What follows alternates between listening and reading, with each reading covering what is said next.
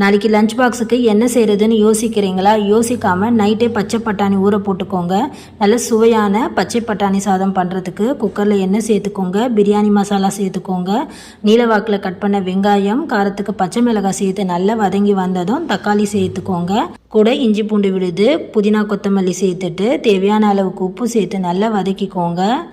இந்த பட்டாணி சாதத்துக்கு நம்ம மிளகாய்த்தூள் சேர்க்க போகிறதில்ல. நம்ம காரத்துக்கு பச்சை மிளகாய் சேர்த்துருக்கோம். கூட மஞ்சத்தூள், கரம் மசாலா சேர்த்துட்டு நல்லா வதக்கிக்கோங்க. இப்போது ஊற வச்ச பச்சை பட்டாணி சேர்த்துட்டு மூடி போட்டு நல்லா வேக வச்சு எடுத்துக்கோங்க. பட்டாணி நல்லா வெந்து வந்ததும் இதில் பாஸ்மதி ரைஸ் சேர்த்துக்கலாம்.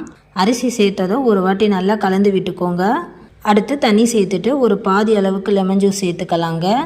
இப்போ இது எல்லாமே நல்லா சேர்த்து கலந்து குக்கர் மூடி போட்டு ஒரு 2 விசில் வரவிட்டு கடைசியாக 2 ஸ்பூன் நெய் சேர்த்து கலந்துக்கோங்க.